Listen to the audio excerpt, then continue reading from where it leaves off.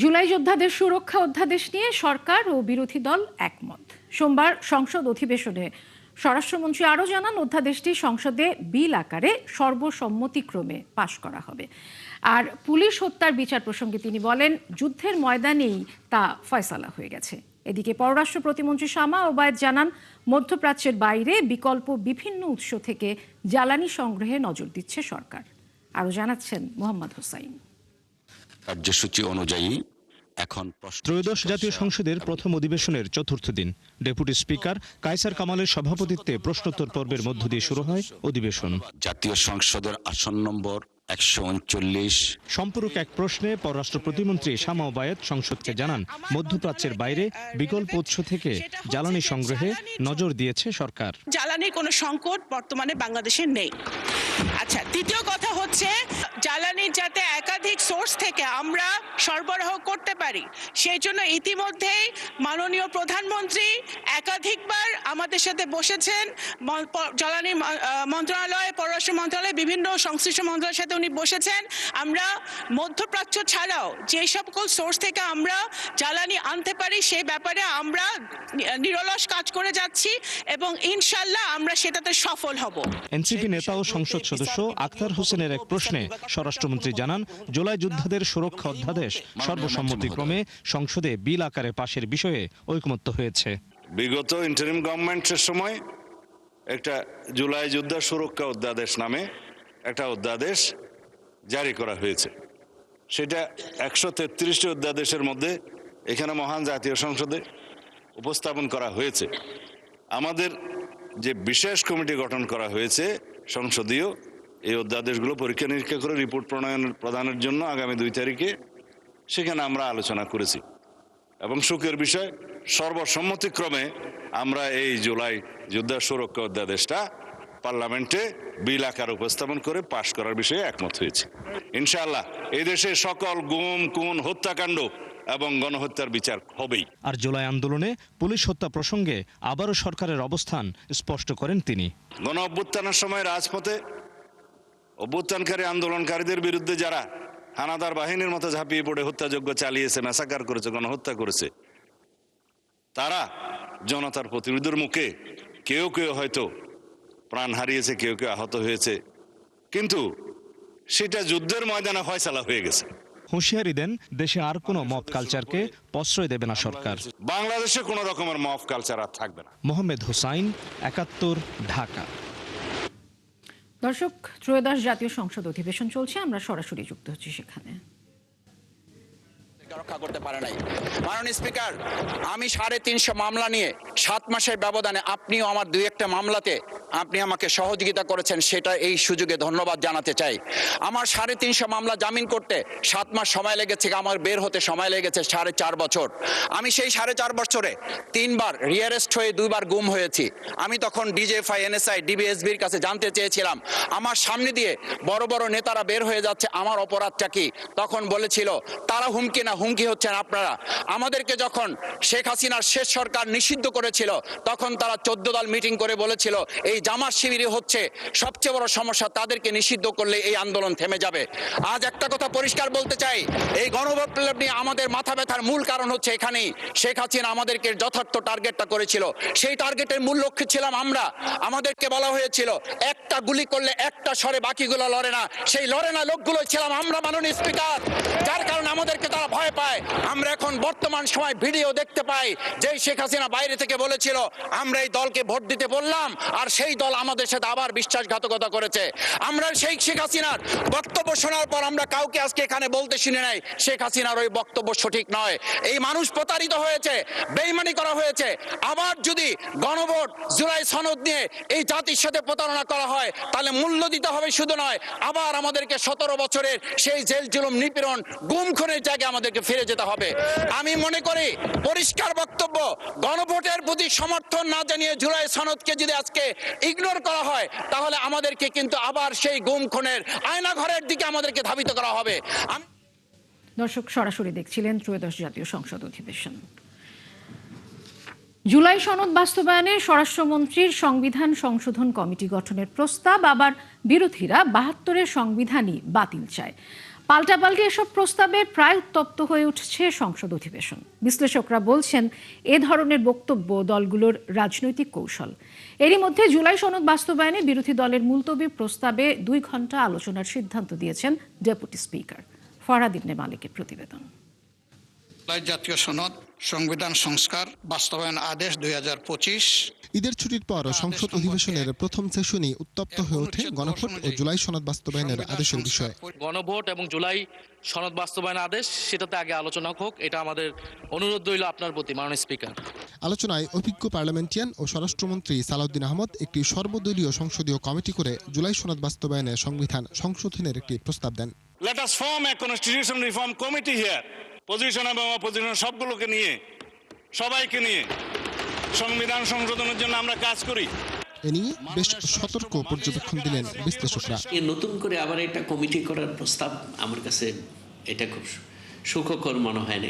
এটা আমার কাছে মনে হয়েছে বিষয়টাকে দীর্ঘায়িত করার আরেকটা অপপ্রয়াস। পদ্ধতি ভালো, এখন ওনারা যদি এটা ভালোভাবে ব্যবহার করতে পারেন। এই পদ্ধতি আগের বার আওয়ামী লীগ খুবই দলীয় স্বার্থে ব্যবহার করেছিল, তো এবার যদি ওনারা দলীয় স্বার্থে এই পদ্ধতি ব্যবহার না করে জনস্বার্থে ব্যবহার করতে পারেন সেটা খুব ভালো। জেনজিরা কি চাই? আমি বলছি জেনজিরা 72-এর সংবিধান আর চাই না। এদিকে বিরোধী দল বিশেষ করে এনসিপির পক্ষ থেকে সুযোগ পেলেই সংসদে 72-এর সংবিধান বাতিলের বক্তব্য তোলা হচ্ছে, অথচ সেই সংবিধানের ধারাবাহিকতাই চলছে সরকার ও সংসদ। ফেয়ারলি দেখব, যদি ওনার বক্তব্য এমন কিছু হয় তখন আপনাদেরকে সুযোগ দিব। তাহলে এরকম বক্তব্যের রাজনৈতিক তাৎপর্য কি হতে পারে? এটা ওনাদের একটা রাজনৈতিক কৌশল হতে পারে। জুলাই সনদও কিন্তু রচিত হয়েছে, বা সনদ বাস্তবায়ন আদেশ, গণভোট, এগুলো কিন্তু হয়েছে এই ভিত্তিতে যে 72-এর সংবিধান থাকবে, কিন্তু এর কিছু মৌলিক সংস্কার করা হবে। 72-এর সংবিধানের মূল কাঠামো আপনি চেঞ্জ করে দেবেন, তো এটা তো আরো হবে। আর এটা একটা বড় অসুবিধা হলো যে আবার যখন পরিস্থিতি বদলাবে তখন এই সব কিছু আবার চেঞ্জ হয়ে যাবে। এদিকে সংসদে উত্তাপের মধ্যেই সংবিধান সংস্কার পরিষদের অধিবেশন ডাকা নিয়ে বিরোধী দল জামায়াতের আনা প্রস্তাব নিয়ে 2 ঘন্টা আলোচনার সিদ্ধান্ত দিয়েছেন ডেপুটি স্পিকার। কার্যপ্রণালী বিধি 62 অনুযায়ী জনগুরুত্ব সম্পন্ন বিষয়ে মুলতবি প্রস্তাবের আওতায় প্রাপ্ত নোটিশ সমূহের নিষ্পত্তি করব। ফরহাদ ইবনে মালিক, 71, ঢাকা। গণভোট ও জুলাই সনদ বাস্তবায়ন নিয়ে সংকটের সমাধান জাতীয় সংসদেই চায় জামাত ইসলামী, নইলে রাজপথে কঠোর কর্মসূচিতে যাবে দলটি। এরই মধ্যে আন্দোলনের রোডম্যাপ নিয়ে প্রাথমিক আলোচনা সেরেছেন 11 দলীয় জোটের নেতারা। জামাত নেতাদের দাবি, গণভোটে হ্যাঁয়ের পক্ষে থাকা 70% ভোটারই জুলাই সনদ বাস্তবায়নে রাজপথে নামবেন। বিস্তারিত জানাচ্ছেন শাহিদুজ্জামান সাকিব। সেটা আপনি আগে সংশোধন করেন। মাননীয় সদস্যবৃন্দ, আপনারা বসুন। গণভোট ও জুলাই সনদ বাস্তবায়ন নিয়ে রোববারও উত্তপ্ত ছিল জাতীয় সংসদ। সংবিধান সংস্কার পরিষদের অধিবেশন ডাকা নিয়ে আলোচনার জন্য বিরোধী দল নোটিশ উত্থাপন করলে সরকারি দল ও বিরোধী দলের মধ্যে অনির্ধারিত বিতর্ক সৃষ্টি হয়। মাননীয় স্বরাষ্ট্রমন্ত্রী, আপনিও বসুন। জুলাই সনদের কতটুকু বাস্তবায়ন করা হবে তা নিয়ে সরকারি দলের বক্তব্য এখনো পরিষ্কার নয়। তবে যে কোনো মূল্যে গণভোট ও জুলাই সনদের বাস্তবায়ন চায় বিরোধী দল জামাত। এজন্য জাতীয় সংসদে না হলে রাজপথের আন্দোলন বেছে নেবে দলটি। তো যেন আমরা সরকারের কাছ থেকে এটা আশা করি যে এটা সংসদেই সমাধান হবে। সংসদে যদি সমাধান হয় তাহলে জাতি উপকৃত হবে, যেহেতু এটাকে অস্বীকার করার কোনো সুযোগ নেই, কারণ এই সরকারের এবং বিরোধী দলের সবার ভিত্তি হচ্ছে জুলাই। সংসদ সদস্যরা যারা সংবিধান সংস্কার পরিষদ শপথ নেননি, দ্রুত শপথ নিয়ে অধিবেশন আহ্বান করে এখানে প্রথমে সংবিধান সংস্কারের যে বিষয়গুলো 48টি বিষয় ভোটে যুক্ত হয়েছে এগুলো কার্যকর করুন। এরই মধ্যে আন্দোলনের রোডম্যাপ নিয়ে 11 দলীয় জোটের শরিকদের সাথে প্রাথমিক আলোচনা হয়েছে বলে জানিয়েছেন এই 2 জামায়াত নেতা। শীর্ষ নেতৃবৃন্দের একটা মিটিংয়ে আমরা আন্দোলনের রূপরেখাটা কী হবে সেটা নির্ধারণের জন্য একটা প্রস্তাবনা দিয়েছি। আগামীকাল সংসদের অবস্থা দেখে আমরা তাৎক্ষণিক প্রতিক্রিয়ায় তুলে ধরব, এবং এমনও হতে পারে 4 তারিখ অপেক্ষা না করে এর আগেও আমরা শীর্ষ বৈঠক ডেকে সেখানে সিদ্ধান্ত নিয়ে আন্দোলনের চূড়ান্ত কর্মসূচির দিকে যেতে বাধ্য। আমরা ওয়েট করব যে এটা সংসদে যাতে এটা সমাধান হয়, না হলে এই আন্দোলন রাজপথে চলে আসবে, এবং সেটা হয়তো যত সময় লাগে এবং যেভাবে এই আন্দোলন করতে হয় আমরা অতীতের ইতিহাস ঐতিহ্যকে সামনে রেখেই সেটা গণ আন্দোলনের রূপ নেবে। আর জাতীয় নাগরিক পার্টির নেতারা বলছেন, গণভোট ও জুলাই সনদ বাস্তবায়নে উপজেলা পর্যায় পর্যন্ত কর্মসূচি দেওয়ার পরিকল্পনা করছেন তারা। এবং এটা নিয়ে আমরাও মাঠে তৃণমূল পর্যায় পর্যন্ত, উপজেলা পর্যায় পর্যন্ত যেন কর্মসূচি করতে পারি, সেটা নিয়ে আমাদের আলোচনা হয়েছে এবং এই ব্যাপারে শীঘ্রই আমরা একটি বড় ধরনের কর্মসূচির দিকে যাওয়ার পরিকল্পনা করছি। শাহেদুজ্জামান সাকিব, ৭১, ঢাকা। এবার অন্যান্য প্রসঙ্গ। দেশে মারাত্মকভাবে বেড়েছে হামের প্রাদুর্ভাব। গত ৩ মাসে মারা গেছে প্রায় অর্ধশত শিশু। এজন্য টিকার অভাবকে দায়ী করছেন বিশেষজ্ঞরা। স্বাস্থ্যমন্ত্রী জানিয়েছেন, জরুরি ভিত্তিতে টিকা কিনতে ৬০৪ কোটি টাকা বরাদ্দ দেওয়া হয়েছে। এপ্রিলের প্রথম সপ্তাহে আসবে টিকার প্রথম চালান। ২ কোটি শিশুকে দেয়া হবে হামের টিকা। শারমিনীরা রিপোর্টে বিস্তারিত। নতুন করে আতঙ্ক ছড়াচ্ছে শিশুদের হাম রোগ। অত্যন্ত ছোঁয়াচে এই রোগটি ছড়িয়ে পড়েছে বিভিন্ন জেলায়। এরই মধ্যে মৃত্যুর কোলে ঢলে পড়েছে অনেক শিশু। একসময় দেশে হামের মৃত্যু শূন্যের কোঠায় নেমে এলেও হঠাৎ সংক্রমণ বাড়া নিয়ে প্রশ্ন উঠেছে। সরকারি টিকাদান কর্মসূচি ইপিআইয়ের তথ্য বলছে, গত ২ বছর হামের টিকার সংকট ছিল। ফলে অনেক শিশু এই ভ্যাকসিনের আওতায় আসেনি। এখন জরুরি ভিত্তিতে টিকা কিনতে ইউনিসেফকে টাকা পাঠিয়েছে সরকার। চিকিৎসায় নেওয়া হচ্ছে পর্যাপ্ত ব্যবস্থা। আমরা অন ইমার্জেন্সি 18 ঘন্টার ভিতরে সেই আইসিইউটা আমরা চালু করলাম। যখন আরও বাড়তে থাকলো মিজেলস, আমরা আমাদের ডিএনসিসি, যেটা কোভিড ফাইটিংয়ের জন্য করা হয়েছিল, বিগ স্পেসেস, হ্যাঁ, সেইটা আমরা চালু করে দিয়েছি। শিশু হাসপাতালে আমরা বেবিদের মিজেলস রোগীদের জন্য আমরা ওয়ার্ডের ব্যবস্থা করেছি, আইসোলেটেড ভেন্টিলেটরের ব্যবস্থা করা হয়েছে। শুধু হাম নয়, যক্ষা, পোলিও, ডিপথেরিয়া, হুপিং কাশি, ধনুষ্টঙ্কার, হেপাটাইটিস বি সহ বেশ কিছু রোগের টিকার সংকট দেখা দিয়েছে। দ্রুত সেগুলো কিনতে ৬০৪ কোটি টাকা বরাদ্দের কথা জানান স্বাস্থ্যমন্ত্রী। ট্রাই করতেছি কেনার জন্য, কিনবো, অ্যালোকেট করেছি ফান্ড, আমরা কিনবো ইনশাআল্লাহ। We will get the supply of the vaccines, we'll start the work. Purchase কমিটির সিদ্ধান্তে আমরা আজকে পেয়ে যাব ইনশাআল্লাহ, দিলে আমরা তাদের জমা করে দিই। আমার বিশ্বাস, thank you all, thank you all. চলেন চলেন চলেন, তোর কাজ আছে, আজকে মিটিং আছে, আমরা টিকা পেতে থাকবো ইনশাআল্লাহ। Thank you all. সব হাসপাতালে যথাযথ চিকিৎসা দেওয়ার নির্দেশ দেওয়া হয়েছে বলে জানান স্বাস্থ্যমন্ত্রী। আতঙ্কিত না হওয়ার পরামর্শ দেন। শারমিনীরা, ৭১, ঢাকা। দেশের বিভিন্ন অঞ্চলে হামের প্রকোপ বাড়ছে। রাজশাহী মেডিকেলে গত ৩ মাসে ২৫০ রোগী চিকিৎসা নিয়েছে। এ মাসে মৃত্যু হয়েছে ২৯ শিশুর। এদিকে ২৪ ঘন্টায় ভর্তি হয়েছে ৫০ জন। চাঁপাইনবাবগঞ্জে ৩ মাসে ৪ শিশুর মৃত্যু হয়েছে। চট্টগ্রাম মেডিকেলে চিকিৎসা নিচ্ছে ১৭ শিশু। পাবনা জেনারেল হাসপাতালে ভর্তি ২৭ জন। সিলেটে চিকিৎসা চলছে ১৬ জনের। এ অবস্থায় আতঙ্কে মানুষ, তবে আতঙ্কিত না হয়ে সঠিক চিকিৎসা ও সচেতন থাকার পরামর্শ চিকিৎসকদের। সহকর্মীদের তথ্য ছবিতে প্রতিবেদন। জানুয়ারি থেকে ৩০ মার্চ ৯০ দিনে রাজশাহী মেডিকেল কলেজ হাসপাতালে হামের উপসর্গ নিয়ে ভর্তি হয়েছে ২৮০ শিশু। এর মধ্যে শুধু ২৪ ঘন্টাতেই ভর্তি হয়েছে ৫০ জন। আর গত ১ মাসে মৃত্যু হয়েছে ২৯ শিশুর। এই অবস্থায় রোগীদের চিকিৎসা দিতে নাজেহাল চিকিৎসকরা। নির্দিষ্ট করোনা ছাড়াও সাধারণ ওয়ার্ডে চিকিৎসা দেওয়া হচ্ছে রোগীদের। আমরা শিশু বিভাগের 2টা ওয়ার্ডে আইসোলেশন কর্নার করেছি, আর তারপরেও আমাদের সংকুলন হচ্ছে না। পেশেন্টকে আমরা চিকিৎসার শেষ পর্যায়ে পাই, যার কারণে অনেক সময় তাদের জন্য প্রয়োজনীয় যে সাপোর্ট, যে আইসিইউ সাপোর্ট বা অন্যান্য সাপোর্ট আমরা অনেক সময় দিতে পারি না।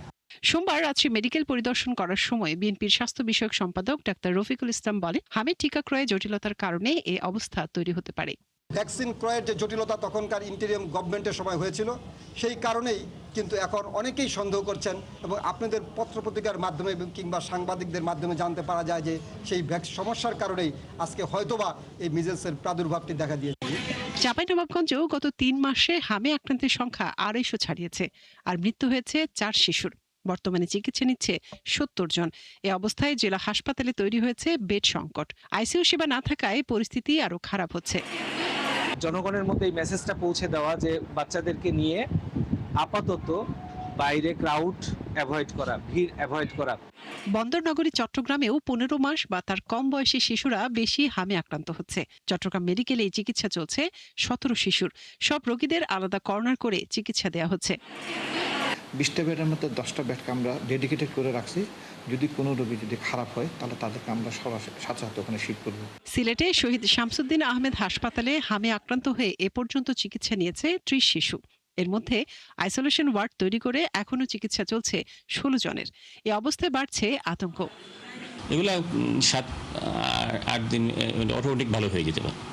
কিছু কিছু বাচ্চাদের দেখা যায় কমপ্লিকেশন হয়ে যায়, নিউমোনিয়ার দিকে চলে যায়।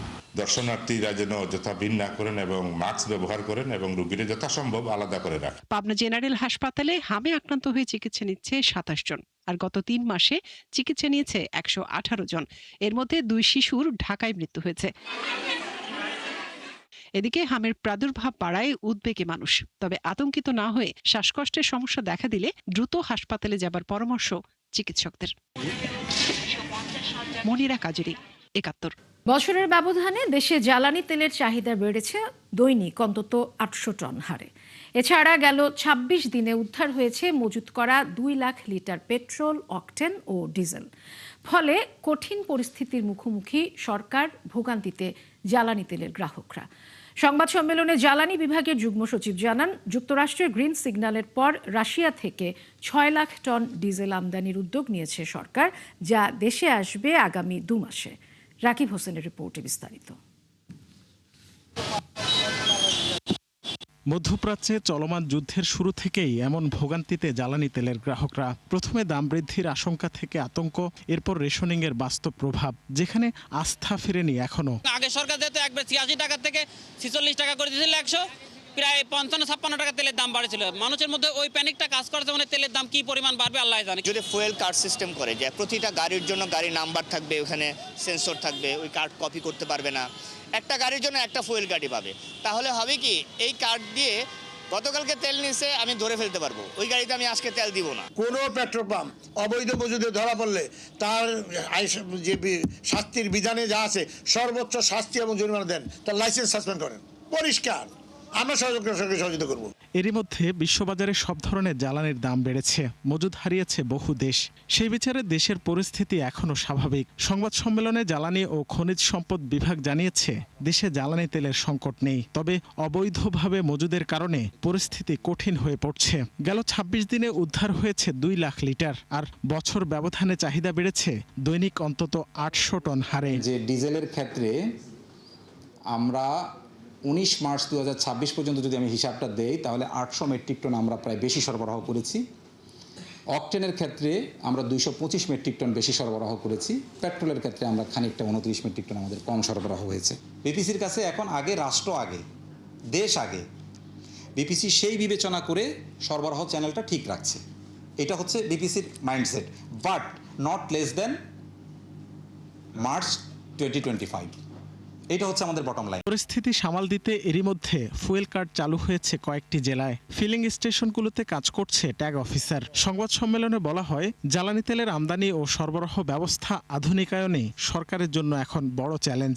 আমরা জাস্ট নিকট ভবিষ্যৎটা আমাদের কি রকম সেটা বলে দিতে পারি, এবং সেটাই আপনাদেরকে বলছি ইনশাল্লাহ, যে আপনারা উদ্বিগ্ন না হয়ে আমরা মানুষকে আশ্বস্ত করি যে আমাদের পর্যাপ্ত মজুদ আছে। কারণ মার্চের শুরুর দিকে যুদ্ধের একটা ধাক্কা ছিল, তখন কিন্তু আমাদের পদ্মা, মেঘনা, যমুনা যারা বিক্রি করে তারা কিন্তু অনেক বেশি বাল্ক বিক্রি করে দিয়েছিল, সেটাকে আমাদের এখন ব্যালেন্স করতে হচ্ছে।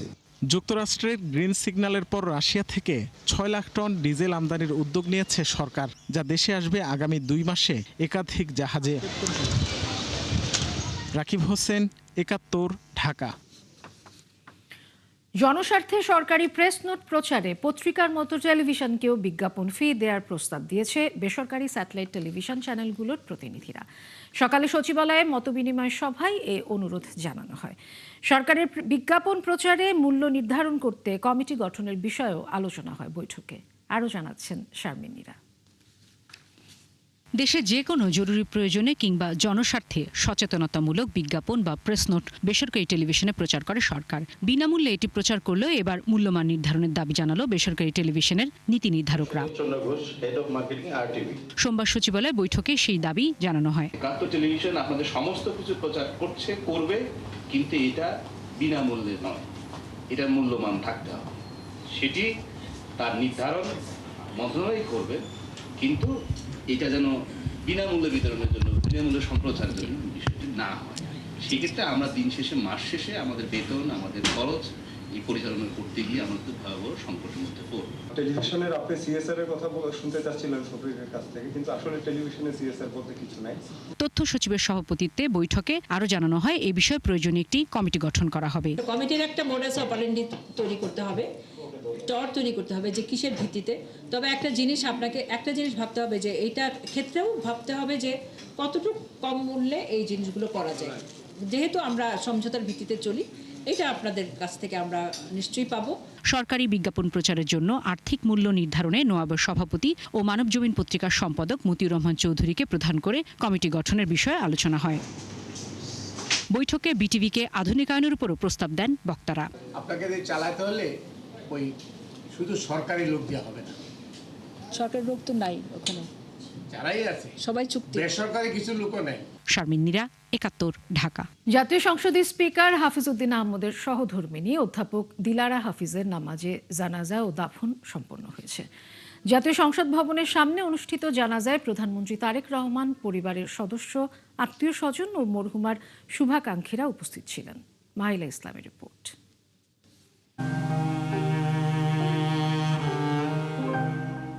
সোমবার বেলা ১২টায় দিলারা হাফিজের কফিন জাতীয় সংসদের দক্ষিণ প্লাজায় জানাজার জন্য আনা হয়।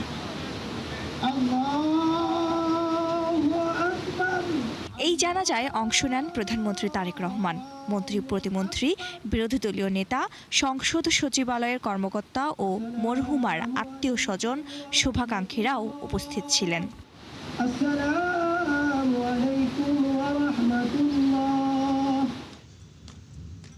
জানাজা শেষে রাষ্ট্রপতির পক্ষে কফিনে শ্রদ্ধা জানানো হয়। শ্রদ্ধা নিবেদন করেন প্রধানমন্ত্রী তারেক রহমান, আর বিএনপির পক্ষে শ্রদ্ধা জানান দলটির মহাসচিব ও স্থানীয় সরকার মন্ত্রী মির্জা ফখরুল ইসলাম আলমগীর। এরপর speaker, deputy speaker, chief whip শ্রদ্ধা জানান। স্পিকারের সহধর্মিণী দিলারা হাফিজের দ্বিতীয় জানাজা ঢাকা সেনানিবাসের কেন্দ্রীয় মসজিদে অনুষ্ঠিত হয়। পরে বনানীতে সামরিক কবরস্থানে তাকে সমাহিত করা হয়। গত শনিবার সিঙ্গাপুরে একটি হাসপাতালে চিকিৎসাধীন অবস্থায় মারা যান দিলারা হাফিজ। মৃত্যুর সময় তার বয়স ছিল ৭৮ বছর। স্বামী, 2 ছেলে এবং 1 মেয়ে রেখে গেছেন তিনি। শিক্ষকতা পেশায় যুক্ত ছিলেন দিলারা হাফিজ। পরে মাধ্যমিক ও উচ্চশিক্ষা দপ্তরের মহাপরিচালক হিসেবে অবসর গ্রহণ করেন তিনি। মাহিলা ইসলাম, ৭১, ঢাকা। অস্ট্রেলিয়া, ইউরোপ সহ বিভিন্ন উন্নত দেশে পাঠানো হবে। এর জন্য দিতে হবে 25 লাখ টাকা। টাকা নেয়ার পর দেয়া হয় ভিসা ও প্লেনের টিকিটও, যদিও পুরোটাই ভুয়া। নিজেরাই জাল ভিসা তৈরি করে ভুক্তভোগীদের কাছ থেকে লুটে নেয় কোটি কোটি টাকা। কারওয়ান বাজার থেকে মানব পাচারকারী এই চক্রের 2 সদস্যকে গ্রেপ্তার করেছে র্যাব। জব্দ করা হয়েছে ভিসা তৈরির ডিভাইস ও বিপুল পরিমাণ জাল ভিসা। বিস্তারিত জানাচ্ছেন নিবিড় সাহা। কাজী সাব্বির আহমেদ ইচ্ছে ছিল পরিবারের সচ্ছলতা ফেরাতে উন্নত কোনো দেশে যাবেন। যোগাযোগ করেন পরিচিত এক ব্যক্তির সঙ্গে। তাকে দেয়া হয় বিভিন্ন প্রতিশ্রুতি, তবে সে আশায় ঘুরে বালি। ভিসা পাওয়ার পর জানতে পারেন সেটি ভুয়া। সম্পর্কে উনি একজন আত্মীয় হয়। এরপরে উনি আমাকে প্রথমে প্রলোভন দেয় যে 2 মাসের মধ্যে আমাকে অস্ট্রেলিয়াতে নিয়ে যাবে এবং এখানে 25 লক্ষ টাকা লাগবে আমাকে দেশের থেকে ভিসা প্রসেসিংয়ের মাধ্যমে। তখন 15 লক্ষ টাকা দিতে হবে এবং বাকি 10 লক্ষ টাকা যেটা, এটা আমাকে দিতে হবে অস্ট্রেলিয়াতে পৌঁছানোর পরে। 44 লক্ষ টাকা দেওয়ার পরে সে আমাদেরকে যে ভিসাগুলো দেয়, আমরা দেখতে পারি যে এই ভিসাগুলো সম্পূর্ণভাবে জাল। খাগড়াছড়ির স্মরণিকা দেওয়ানের অবস্থাও একই। তার কাছ থেকেও নেওয়া হয়েছে 20 লাখ টাকা। প্রতারকদের সাথে আমাদের 7-8 বছরের সম্পর্ক। এর মধ্যে ওনারা আমাদেরকে অফার দিয়েছে, আমাকে অফার দিয়েছে, আমি ওনাদের সুস্থ বিচার চাই। এভাবে প্রতারক চক্র 13 জনের কাছ থেকে হাতিয়ে নিয়েছে 1 কোটি 21 লাখ টাকা। অস্ট্রেলিয়া, ইউরোপ সহ উন্নত বিভিন্ন দেশে পাঠানোর নামে জাল ভিসা তৈরি করে মানব পাচারকারী চক্রের 2 সদস্যকে কারওয়ান বাজার থেকে গ্রেপ্তার করেছে র্যাব। তাদের কাছ থেকে জব্দ করা হয়েছে ভিসা তৈরির ডিভাইস ও বিপুল পরিমাণ জাল ভিসা। যে প্রথম ধাপে অস্ট্রেলিয়ায় প্রত্যেক ব্যক্তির কাছ থেকে 20 লক্ষ করে টাকা লাগবে। তো তাদেরকে 20 লক্ষ টাকার জায়গায় কয়েক ধাপে নগদ এবং অ্যাকাউন্টের মাধ্যমে 19,50,000 টাকা প্রদান করে। নির্দিষ্ট একটা রুমে নিয়ে গিয়ে তাদের ফিঙ্গারপ্রিন্ট নেওয়া হয় নেওয়ার পরে তাদেরকে বলা হয় যে আপনাদের ভিসা 2-1 দিনের মধ্যে পেয়ে যাবেন। এরপরে 5 দিন পরে তাদেরকে কয়েকটা কাগজ দেওয়া হয় যে এগুলোই অস্ট্রেলিয়ান ভিসা। 13 জনের কাছ থেকে প্রায় 1,21,00,000 টাকা হাতিয়ে নিয়েছে। র্যাব জানায় চক্রটির নেটওয়ার্ক সারা দেশেই। এই চক্রের আরও সদস্যদের ধরতে কাজ করছে সংস্থাটি। এখন পর্যন্ত আমরা যেগুলো নাম পেয়েছি প্রায় 4 জনের নাম আসছে। নিবিড় সাহা, 71, ঢাকা। সেগুলো আমরা